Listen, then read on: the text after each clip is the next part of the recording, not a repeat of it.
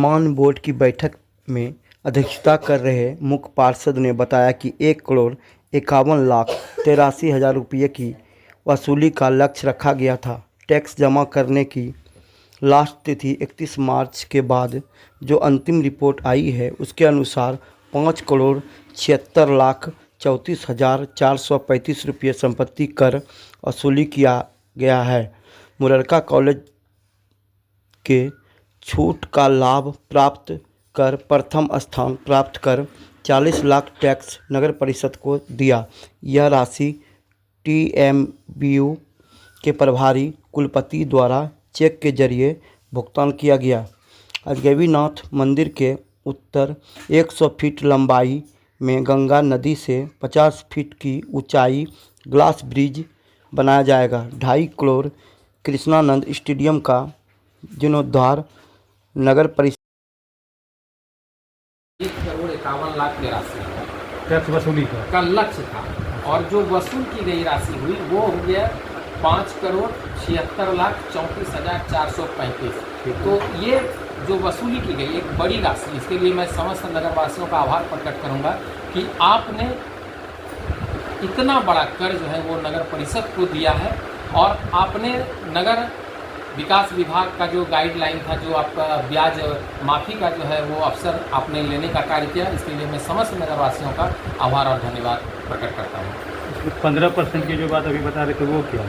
जी, वो एसेस करने की बात होती है कि प्रत्येक 5 वर्ष पे जो है वो हमारा एक्ट है 127। तो 127 एक्ट के तहत प्रत्येक 5 वर्ष पे जो है होल्डिंग का एसेस करना होता है। तो 13 के बाद कुछ कारणों से नहीं की गई थी और चूँकि वो ऑडिट पारा का होता है तो इसलिए आज हम लोगों ने इस विषय को सामान्य बोर्ड में रखे, चूँकि न्यूनतम दर ज़्यादा से ज़्यादा कलेक्शन जो है अभी वर्तमान में नगरवासियों के द्वारा वो भुगतान कर दिया गया है। तो इसीलिए चूँकि मात्र 15%, तो कुल देखेंगे तो किसी के ऊपर 4 रुपये का आएगा, तो 5 रुपये का आएगा, 10 रुपये का आएगा, इससे ज़्यादा आना। ये फिर से निर्धारण करना। हाँ, निर्धारण। हाँ, तो इसमें ये 15% की बढ़ोतरी का 13 के बाद ये पुनः निर्धारण। हाँ, पुनः 13 के बाद अभी तक निर्धारण नहीं। अभी तक ये 15% तो मतलब अतिरिक्त फिर मतलब जो निर्धारण होगा जो पहले दिया है उसमें ये वृद्धि होगी। इसके अलावा शिव कॉरिडोर को लेकर के क्या कहेंगे? जी, माननीय मंत्री के द्वारा जो है पशुपतिनाथ से लेकर अजगैबीनाथ होते हुए बैद्यनाथ धाम तक एक शिव कॉरिडोर निर्माण की बात जो है चल रही है और इसी के निमित्त चूँकि वो तो एक बड़ी योजना है। अभी आप देखेंगे नगर क्षेत्र में माननीय विधायक जी के द्वारा भी कई योजना को लाया गया है, जिसमें रिवर फ्रंट का कार्य जो है अभी हमारे यहाँ चल रहा है। अन्य भी कई विकासशील योजनाएं जो है अभी नगर क्षेत्र को प्राप्त हैं।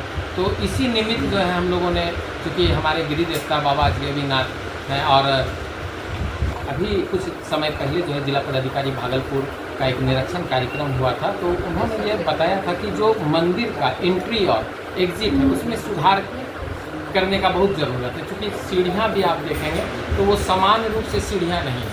तो उनके द्वारा जो भी निर्देश दिए गए हैं और उनके द्वारा दिए गए निर्देश और जो हम लोगों का अपना दायित्व है, तो पटना से एक द हाउस कंसल्टेंसी है, उनको जो है किया गया है और उनके द्वारा जो है मंदिर के सौंदर्यीकरण का एक DPR तैयार कराया जा रहा है। उस DPR को हम लोग जो है पर्यटन विभाग को सौंपेंगे, क्योंकि पूर्व में मैं सेक्रेटरी सर पर्यटन से मिला था और उनके पास जो है नगर क्षेत्र के सौंदर्यीकरण, मंदिर के सौंदर्यीकरण की बात को मैंने उनके पास रखा था। तो उनके द्वारा आश्वासन दिया गया था और मैं आश्वस्त हूँ, क्योंकि मैं बता दूँ कि 2023, 2024 और 2025 ये 3 श्रावणी आप लोगों ने देखा और नगर परिषद, जिला प्रशासन और पर्यटन विभाग के द्वारा बेहतर से बेहतर सुविधा हम लोगों ने नगरवासियों के सहयोग से जो है वो अपने श्रद्धालुओं को, अतिथियों को दिया। इसका जो मूल कारण था, चूँकि बिहार में माननीय नीतीश जी की सरकार है, उनके 2 जो अभिन्न अंग हैं, माननीय सम्राट चौधरी जी, विजय सिन्हा जी और तत्कालीन जो है हम लोगों के श्रम संसाधन सह प्रभारी मंत्री भागलपुर संतोष सिंह जी, उनका बहुत सहयोग मिला। और अभी वर्तमान में चूँकि हमारे उद्योग मंत्री डॉक्टर दिलीप जायसवाल जी जो हमारे प्रभारी मंत्री हैं, इनसे भी मैं एक बार मुलाकात किया हूँ और उनको पत्र से श्रावणी मेला के रिगार्डिंग उनको अवगत कराया हूँ। और बहुत जल्द माननीय नगर विकास मंत्री श्री विजय सिन्हा जी का एक कार्यक्रम होगा और उनके साथ जो है माननीय उद्योग मंत्री और हमारे प्रभारी मंत्री दिलीप जायसवाल जी भी रहेंगे। और मेरा एक अनुरोध हमारे पड़ोसी हम लोगों के सबसे लोकप्रिय उप मुख्यमंत्री सह गृह मंत्री सम्राट चौधरी जी से भी मैंने आग्रह किया है कि उनका एक कार्यक्रम जो वो नगर अजगैबीनाथ धाम के लिए हो और उनके निर्देशन पर इस बार हम लोग जो है श्रावणी की तैयारी करेंगे। ग्लास ब्रिज तो नगर परिषद से निर्माण करना है जी। क्या लागत उसमें तत्कालिक आ रही है? जी, जो DPR की बात अभी तक आई है, जो उसका एस्टिमेट जो तैयार हुआ है, अनुमानित वो आया है, वो अंडर 4 करोड़ रुपए का एस्टिमेट आया है। और वो एस्टिमेट क्या है कि हमारा जो अजगैबीनाथ बाबा का मंदिर है और अजगैबीनाथ मंदिर और माँ पार्वती के मंदिर का जो बीच का हिस्सा, इसको ट्रेंगल नॉर्थ मानिए, जो उत्तर की दिशा में हम लोग गंगा पे जाएंगे तो वो मंदिर से लगभग 30 से 35 मीटर, लगभग 100 फीट हम लोग उस पर जाएंगे और उस पर 40 लोगों की क्षमता रहेगी कि 40 लोग जो है उस ग्लास ब्रिज पर एक साथ जा पाएंगे और गंगा माँ का दर्शन करेंगे। क्योंकि हमारा जो नगर क्षेत्र का जो गंगा तट है वो डॉल्फिन के लिए भी जाना जाता है। यहाँ पे डॉल्फिन का एक बहुत बड़ा सेंटर है। अभी आप देखेंगे कि जो गोरैया पक्षी विलुप्त होने के कगार पर है, अभी आप मंदिर जाएंगे तो सैकड़ों की संख्या में आपको वहाँ पे पक्षी भी आपको देखने को मिलेगा। तो मुझे लगता है कि अगर ग्लास ब्रिज का निर्माण हो जाता है, मैं आश्वस्त हूँ कि नगरवासियों के ग्लास ब्रिज मतलब गंगा में जाना है, उधर गंगा पे 100 फीट के लगभग। ऊंचाई क्या रहेगी इसकी? उसकी ऊंचाई जो है वो भूतल से लगभग 50 फीट ऊपर है।